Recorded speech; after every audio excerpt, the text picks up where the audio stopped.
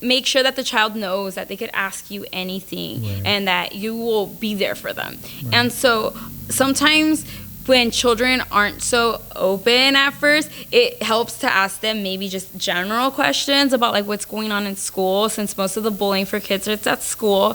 So it would be like asking the child like, oh, so are there any mean kids at school? Like how, like what kind of kids are in your classroom or during recess? And just seeing like what they say, just reading sometimes their nonverbal cues, and to see like what are they saying. Then maybe asking like, oh, what kind of kids do they pick on? And then just to see like what the kid says. Maybe it might not even be your kid getting being bullied, but it's their friend, and we could still help them. But it's like asking, well, what kind of kids? Or and then maybe from there, have they picked on you? And just asking that directly to see like how the kid reacts and what they say, or sometimes even asking about a friend. We know some kids that don't like talking about what they're going through. They could often say and engage in conversations regarding their friend, like, oh, my friend went through this, my friend went through that. And so we would recommend that instead of correcting them right away and be like, no, I'm pretty sure it's you, it's like asking them more about the friend and be letting like, okay, tell me more about the friend. Why do they pick on this friend? How does the friend feel about this? Has the friend told anybody?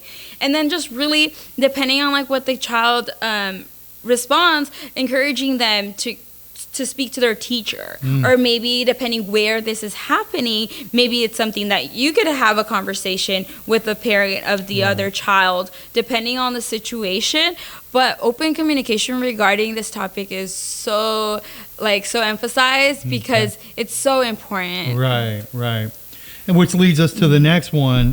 What are signs? Some signs that we can spot or identify in kids that we think might be being bullied. So some that we could see, probably the more obvious ones would be like physical bruises or just cuts or hurts at these. Maybe, I mean, it's hard sometimes.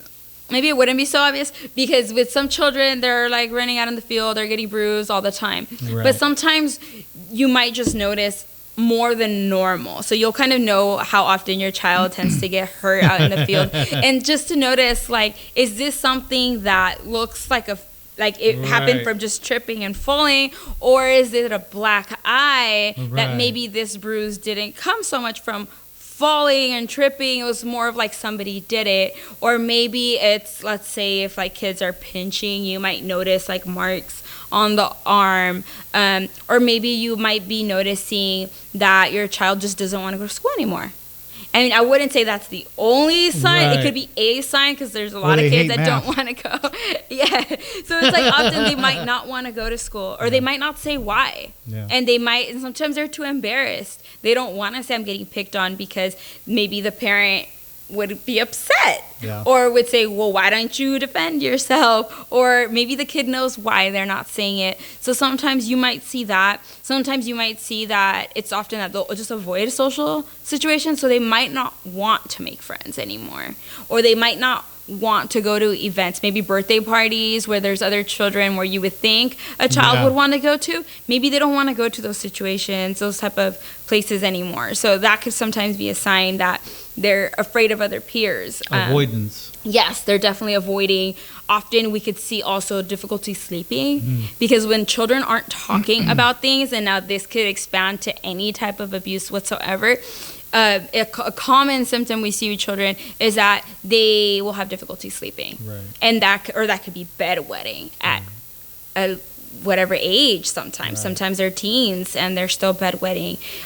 Nightmares, often what we're not processing while we're awake, and if we're avoiding it, it will manifest in our dreams. Right. So often kids will have nightmares unexplained, and they happen often. And a lot of times that could be a sign that there's something happening, something scary happening in their life that they're not talking about. Right. So that's often something that we might notice. Or you might notice that maybe their things are missing. Like maybe you sent your child with a new backpack, and then after the second day of school, their backpack is gone.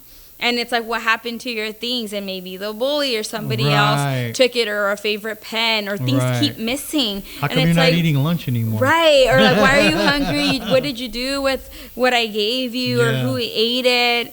So sometimes when things like that happen, I wouldn't say one of these is a indicator that that's automatically what's happening, Right. but these could be signs that something is happening, and oftentimes it could be some type of bullying happening at school. And the thing we don't want to know is it our kid that's being the bully, and Yeah. you know, having to deal with it from that angle, because that's a whole nother, you know. Yes, and so like that is a difficult topic, because oftentimes we want to talk about we don't want kids to bully, but what Or if my your kid's an kid's angel. the bully? Yes, and You what know. if parents are coming and saying your child's doing this? Yeah. It's so easy to want to defend our child and say Right. no, it's your child that's doing this. Right. But what if your child is a bully, And how do you deal with that? how do you even notice, like, Right. how can you notice if they are? And oftentimes Signs, yeah. like signs for that, you could see that sometimes they're the ones that are the more aggressive kids Right. in their play, or sometimes you could see that they're leaving other children out when they play. That if you know your child tends to be very selective on who could play a game, and could easily Right. be like, no, you're not playing, you play. And we're back to the controlling. Yes, it's mimicking that same type of Right. behavior. So oftentimes we could see that in the children, and we could see that as a red flag. That, well, is my Right. kid doing this out during recess at Right. school, in the classroom?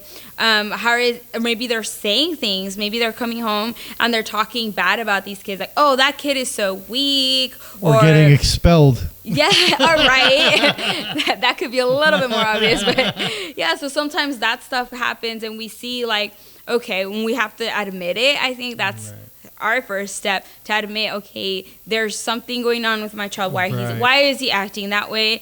And not taking it too personal. Right. To know, like, okay, there's something that my child has seen to why he's acting this way. Right. He or she, like, where maybe they're feeling out of control. Where are they feeling out of control? What's happening in their life that they might not be having much control, to where now they want to come home or go to school and be bullying and controlling other children? So sometimes that invites us to Right. really ask ourselves that question. Like, So what can a parent do that's, you know, if their child is being bullied? I mean, what steps can they take, and is there help? yeah, so there's definitely help and hope for everything, I think, most things in life.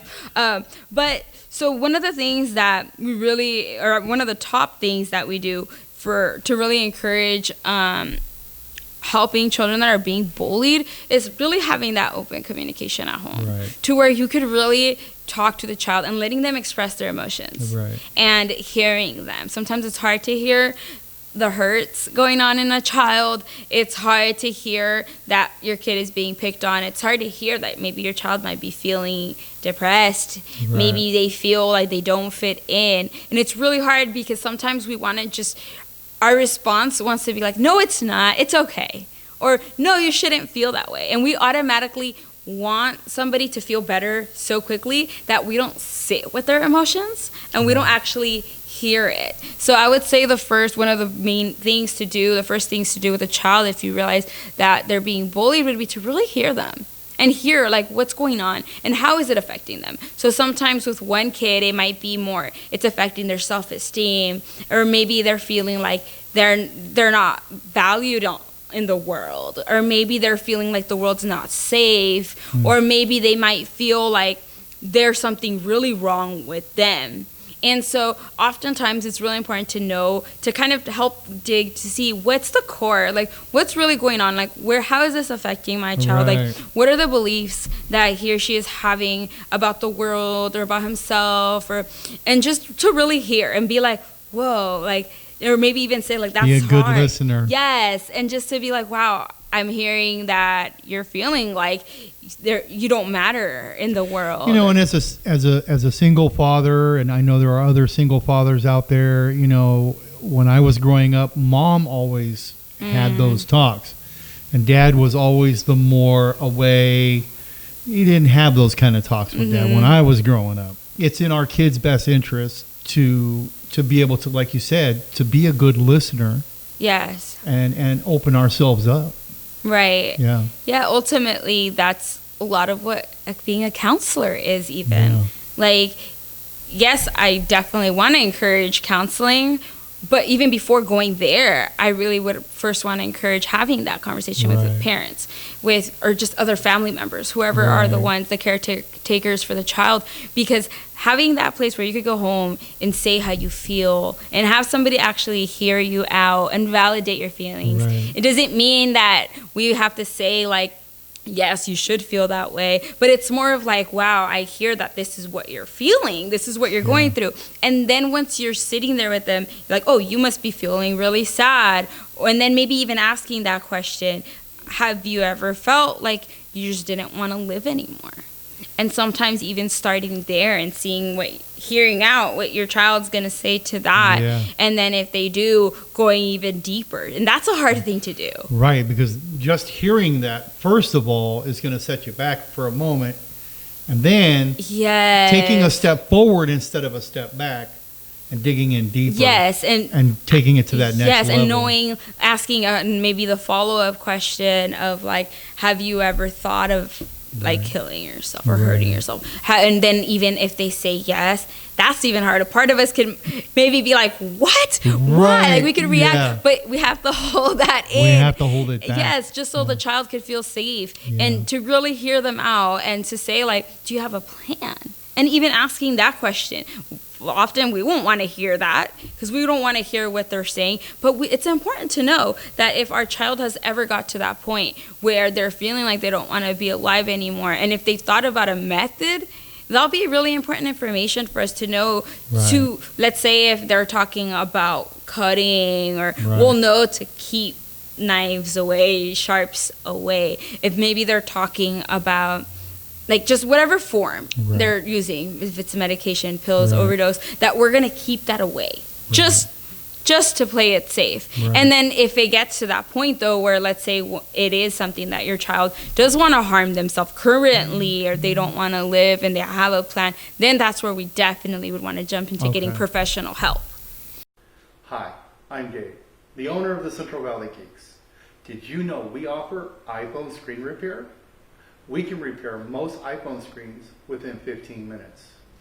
Stop on by or give us a call, 209-826-3410.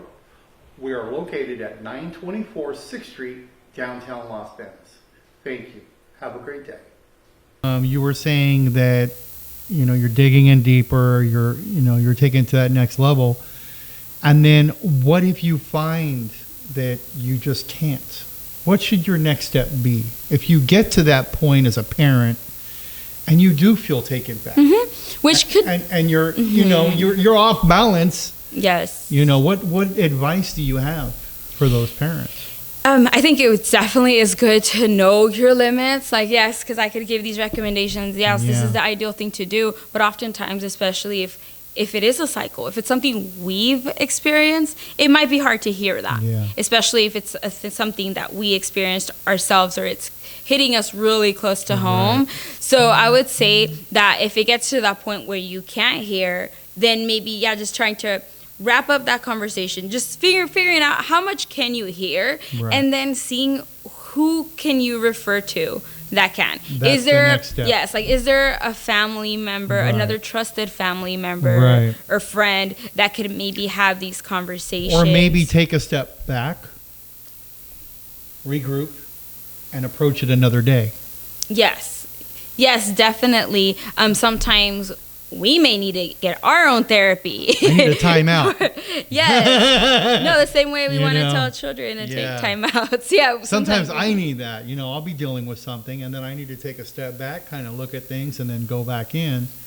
And letting the kid know that you can handle it, and being like, it's okay. I just need to process this right now. Or let's take a break. Here, let's watch this, or let's do this activity. Here, how about draw on this coloring book, and I'll come right back. And then just really showing the child that you want to hear them. You still have the persistence, but you're taking time for yourself to regroup and kind of absorb it. Yeah. Which brings us to what can I do if my child is the bully? Which ties into some of the same stuff in a sense, Right. because the cycle that we spoke of. Right. But also a thing we would really want to make sure that we explore is like conflict resolution, and how do you what are healthy relationships Right. like. And so, it could be that we maybe in the past acted in unhealthy ways, and that's why this child is acting like, or it could be a current situation. But the most important thing would be to really talk to the child and to be able to say like, well, what's going on too? Like, well, what's going on? Why did you do this to the child? And then that could even turn into, has anyone ever done this to you? And then sometimes that could go deep and that could get deep again. But it could be like asking the child, has anyone ever done that to you? And how did you feel when that happened? Did you tell anybody? Right. And just kind of getting the sense of that. And let's say if it's not, and if they say no, it hasn't happened to them, maybe just teaching them what is a healthy relationship, Right. what are acceptable behaviors, and what are not. And sometimes just having those conversations could make a big difference, because oftentimes we don't have that, and we don't talk about, we think things are obvious, Right. but we don't actually sit down and talk about like, well, what should conflict resolution be like? And to me, maybe even be open, if it's your child, if they live with you, they're seeing your behavior all the time. Right. So we're not gonna lie and say, this is what you have to do and this is what I do, but maybe it could be like, hey, I'm struggling on this too. How can we work on it together? Right. And maybe saying like, how can we remind ourselves that if we start yelling, maybe there could be a code word. Right. Or there could be something that we could agree on to do so it could help us de-escalate. Or Right. maybe incorporating some of that time out or time in, which is another thing that a lot of people are moving towards. Instead of Yeah. saying time out, it's time in. And it means that you're going to spend time with your child Oh, okay. during that time. So instead of saying That's cool. time out, as Time a in. why did you do that time out? You're 10 minutes on that corner. It's more of like, okay, time in with me. So we're going to sit together Right. and we're going to talk about things. Or maybe if they're not ready to talk, then maybe like we're going to draw together until we're calm. Excellent advice. And I just want to thank you once again. Yes, but of course. I think one of the things that I want to touch on, and I know you have it written down here before we stop, is, the internet and how that internet activity has Yes. affected us in such a... And I was talking with a group of folks the other day, and they were making the comment that a child in school can text something, and in a matter of seconds, everybody in the school, or at least a large group of them, know something instantly. Yes. And bullying from when I was growing up has been accelerated 1,000 times with the advent of the internet, because you can take a picture of somebody and pop it up somewhere, and whoo, it's not a simple couple of kids know. It could be 1,000 or more kids. So this is taking on an even uglier face than we've ever known. Yes.